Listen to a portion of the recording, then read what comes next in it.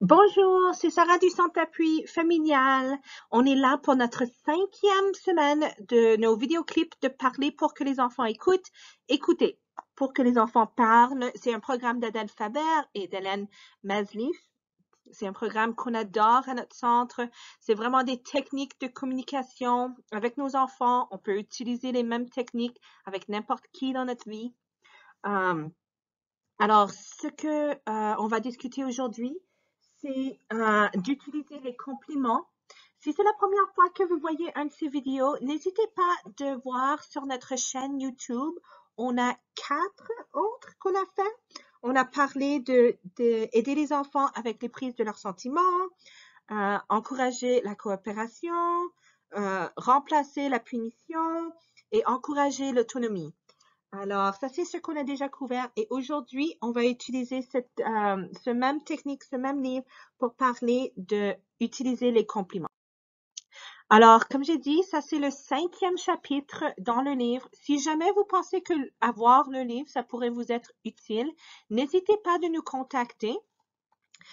Et on pourrait vous envoyer par la poste un des livres. C'est un super livre avec beaucoup d'exemples et on passe juste rapidement à travers ça en espérant que ça pourrait vous être utile de vous lancer des petits défis, d'utiliser les techniques qu'on présente une fois par semaine pour vous. Alors, cette semaine, on va parler des compliments maladroits. On va voir la différence et les effets des compliments maladroits et des compliments descriptifs. Et après, on va passer à travers les techniques des compléments descriptifs. Ça se ressemble beaucoup à ce qu'on a vu en chapitre 2. Alors, encore, on va utiliser à décrire ce que vous voyez, décrivez ce que vous ressentez et résumer dans un mot. Mais dans ce contexte, on parle des compliments. Alors, j'adore en fait vraiment quand on fait cet atelier. Je trouve que c'est super drôle parce qu'on passe à travers des compliments.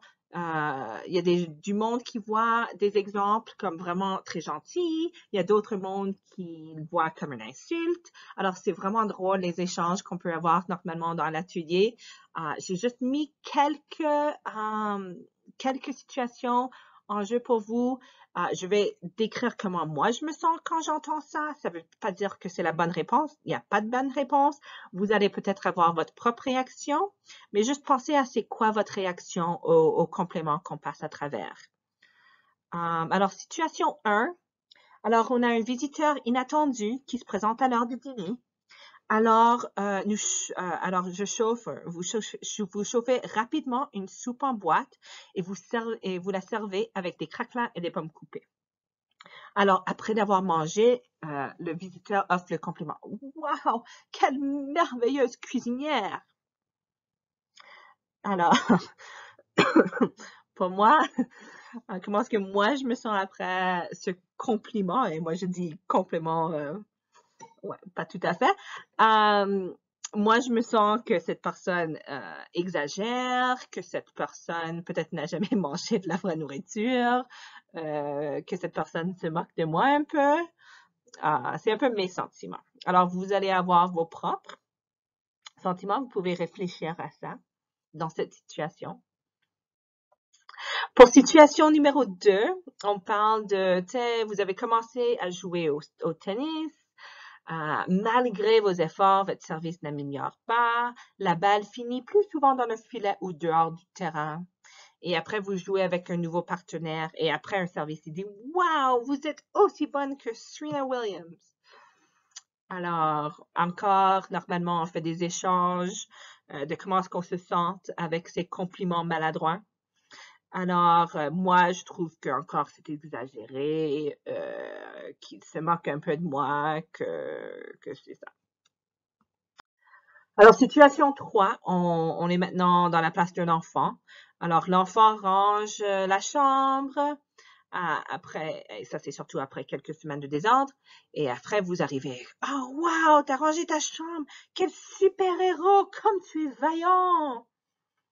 Alors encore, comment est-ce que l'enfant se sent? Mais je pense que si moi j'étais l'enfant et c'était mes parents qui me disaient ça, moi je pense que je dirais, OK, je pense pas qu'il est très sincère, vaillant, OK, ça semble bizarre. Alors, en tout cas, vous allez avoir vos réactions à ça, mais je pense qu'on est d'accord quand même que les compliments maladroits peuvent remettre en question notre sincérité. Euh, alors, si les compliments sont trop exagérés ou même trop vagues, ça peut mener à beaucoup de questions. Alors, on veut penser à ça avec nos enfants. Alors, si on dit quelque chose qui est trop vague ou trop exagéré, l'enfant peut commencer à nous questionner de notre sincérité. C'est pas vraiment quelque chose euh, qu'on veut, de nos enfants. Alors, l'enfant, par exemple, pourrait dire, est-ce que c'est vraiment magnifique ce que j'ai fait? C'était seulement un petit dessin. Ou est-ce que l'enfant pourrait même penser, est-ce qu'il a même vu ce que j'ai fait? Parce que, je sais pas, c'était magnifique, tu sais. Alors, il faut juste faire attention avec comment on utilise les compléments. D'en parler pour que les enfants écoutent, ils encouragent fortement le compliment descriptif parce qu'il y a plusieurs avantages à ce type de compliment. Alors, le compliment descriptif, l'enfant va devenir plus conscient de c'est quoi ses forces. Il va apercevoir que ses efforts sont reconnus grâce à cette technique. Et aussi, l'enfant, toutes les bonnes actions qui ont été reconnues, il va avoir une plus haute chance qu'ils vont répéter. Si vous dites, oh wow, vous avez vraiment bien rangé votre chambre, vous avez bien plié les vêtements, il y a plus de chances qu'ils vont répéter ces bonnes actions. Alors, on va passer à travers des petites mises en scène. Alors, imaginez que votre enfant a rangé ses jouets après avoir joué. Alors, ce qu'on va faire, on va utiliser la technique de décrire ce que vous voyez. Alors, un exemple maladroit, ça serait « Wow, tu es une génie, tu as rangé tes jouets! » Ça pourrait être, ton enfant pourrait dire une génie, je sais pas, ça semble un peu trop. » Mais ce qu'on suggère au lieu, c'est d'utiliser un compliment descriptif. Alors, tu décris ce que tu vois. Je vois que tu as bien rangé les Legos dans le bac rouge et les figurines dans le bac vert. Merci d'avoir mis tellement de temps et d'attention pour bien ranger les jouets. Un autre exemple, c'est qu'on imagine que notre enfant nous offre un tableau qu'il a fait lui-même. Alors, encore une façon maladroite, ça serait « Wow, quel magnifique tableau! » Alors, c'est encore un peu vague, c'est peut-être un peu trop. Ça pourrait faire questionner l'enfant. Alors, c'est bien d'utiliser les compléments descriptifs. Alors, on dit « Merci de m'avoir offert ce tableau. J'aime bien les couleurs que tu as utilisées, le bleu et le blanc. J'aime beaucoup comment tu as fait ces vagues. Comment est-ce que tu as fait ces vagues avec le bleu et le blanc? » Si on utilise cette technique, on veut vraiment chercher les détails pour qu'on puisse bien décrire. Alors, on passe du temps à vraiment regarder et apprécier. Et l'enfant saura que tu as vraiment pris le temps de voir son effort. Alors, les enfants, ils aiment bien quand on prend ce temps pour voir ce qu'ils ont fait. Après, on peut aussi décrire ce qu'on ressent. On peut utiliser les techniques ensemble aussi. Alors, imaginez que votre enfant se soit rappelé de ranger son manteau en arrivant à la maison, une tâche que vous aimeriez qu'il fasse depuis quelque temps. Alors, dans une situation, ça serait pas mal facile d'avoir un compliment maladroit, pour certaines personnes, en tout cas, de dire « Wow, tu es capable de ranger ton manteau! » Alors, on peut dire que c'est un compliment, mais on peut voir qu'il y a du sarcasme là-dedans. Alors, le sarcasme, c'est pas une bonne chose pour encourager nos enfants. Alors, il faudrait mieux l'éviter. Alors, ce qu'on pourrait dire, c'est un compliment descriptif. Alors, merci de bien ranger ton manteau sur le crochet. Je suis fière de toi de t'être rappelé tout seul de le faire. Alors là, on parle juste de comment on se ressent. Je suis fière de toi. Après, on pourrait être dans une chambre bien rangée.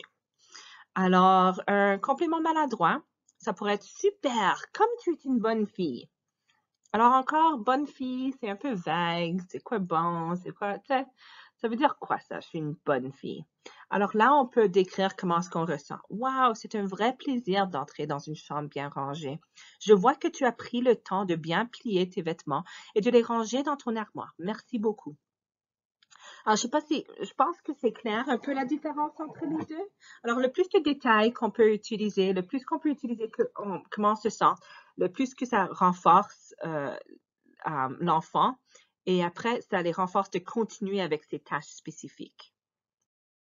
Après, on peut utiliser un mot. Et ça, c'est, je pense, mais une de mes techniques préférées.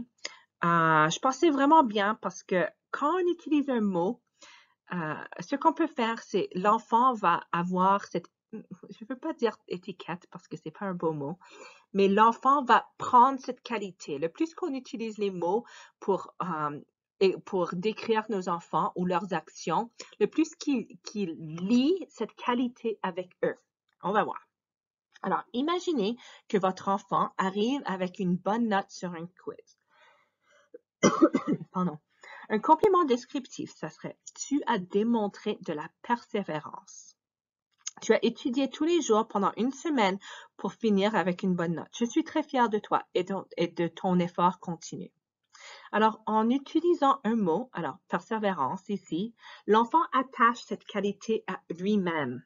Alors, je trouve que ça, c'est tellement important pour bâtir un enfant résilient. Encore une fois, un autre exemple. Alors, imaginez que votre enfant aide un ami qui avait des soucis.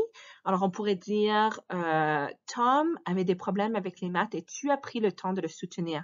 Ça, c'est une qualité d'un bon ami. Tu es généreux et aidant. Je suis vraiment fière de toi. Alors, on peut voir qu'un compliment comme ça, généreux et aidant, ça va être des mots qui vont rentrer dans leur tête et eux, ils vont commencer à s'identifier comme généreux et aidant. C'est beaucoup mieux qu'un bon, oh, que tu es bon. Parce que le problème avec les que tu es bon, ça peut facilement être enlevé. Alors, si je dis que tu es bon un jour et l'autre jour, tu dis, ah, mais tu es vraiment un mauvais garçon, tu n'écoutes pas, ça commence à, un peut remplacer l'autre. Mais lorsque tu donnes un complément descriptif, c'est vraiment des mots spécifiques. Tu peux jamais l'enlever. Il va toujours se rappeler que cette fois qu'il a plié bien son linge et maman a vraiment apprécié ça. Alors, c'est des compléments descriptifs qui vont vraiment dans leur banque émotionnelle et c'est des qualités qu'on ne peut pas les enlever. Alors voilà, c'est pour ça que j'aime tellement ça. Le plus qu'on peut bâtir nos enfants, le plus de résilience on les offre aussi. Alors voilà, ça c'est les techniques. Utiliser les compliments, c'est un défi pour la semaine. Si vous vous écoutez avec des compliments maladroits, ça va, c'est normal. Si vous entendez ça, on peut juste essayer de le corriger après. Et on peut dire, tu sais quoi? En fait, maman était vraiment fière que tu as rangé ça. Au lieu d'utiliser soit des compliments vagues ou quelque chose de trop exagéré, utilise les techniques d'écrire ce que vous voyez, d'écrire ce que vous ressentez ou résumer avec un mot. Alors voilà, c'est la 5e semaine de parler pour que les enfants écoutent. Je ne peux pas croire qu'on est peut-être encore à la maison. J'espère que ça va bien avec les enfants. Encore une fois, n'oubliez pas d'être patient avec vous. N'attendez pas que vous faites tout parfaitement. Vos enfants non plus. Alors, soyez patient avec vous, soyez patient avec vos enfants. Et mais c'est ça, essayez d'utiliser les techniques. Si vous avez besoin de plus de soutien, s'il vous plaît, n'hésitez pas de nous contacter. On est le centre d'appui familial pour vous appuyer. Alors, si on peut, s'il vous plaît, contactez-nous. Pour tout ce qui est en parentalité, vous pouvez contacter Fabiana, éduc@cdafsa. Sinon, si c'est quelque chose de général, à info@cdafsa.ca. N'hésitez pas. Merci beaucoup et prenez soin de vous.